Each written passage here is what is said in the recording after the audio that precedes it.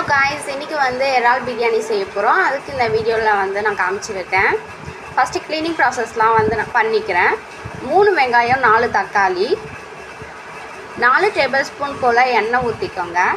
2 spoon வந்து நெய் add பண்ணி நல்லா வந்து சூடாகினதும் பட்டை ஏலக்காய் இந்த மாதிரி செட்டை வந்து நம்ம ஆட் பண்ணிக்கலாம். இதுக்கடுத்து நான் வந்து வெங்காயத்தை உப்பு போட்டு நல்லா கோல்டன் ப்ரௌன் வர வரைக்கும் நல்லா வதக்கி எடுத்துக்கிறேன். இதுக்கப்புறம் ஒரு 3 ஸ்பூன் வந்து இஞ்சி பூண்டு பேஸ்ட் வந்து ஆட் பண்ணிக்கலாம். இதை ஆட் பண்ணி நீங்கள் நல்லா வதக்கினீங்கன்னா நல்லாவே ஃப்ளேவர் டேஸ்ட் வந்து சூப்பராக இருக்கும். அரைக்கட்டு கொத்தமல்லி புதினா வந்து ஆட் பண்ணி நல்லா வந்து ஒரு 2 செகண்டுக்கு வதக்கிக்கிறேன். இதுக்கடுத்து தக்காளி தயிர் ரெண்டுத்தையும் வந்து ஒன்றா சேர்த்து நல்லா வதக்கிக்கிறேன். கரம் மசாலா 2 ஸ்பூன், பிரியாணி மசாலா 3 ஸ்பூன், மிளகாத்தூள் 4 ஸ்பூன், மஞ்சத்தூள் வந்து ஒரு அரை ஸ்பூன் ஆட் பண்ணி நல்லா வந்து வதக்கிக்கிறேன் 2 செகண்டுக்கு. இதுக்கப்புறம் நம்ம வந்து க்ளீன் பண்ணி வச்சுருக்க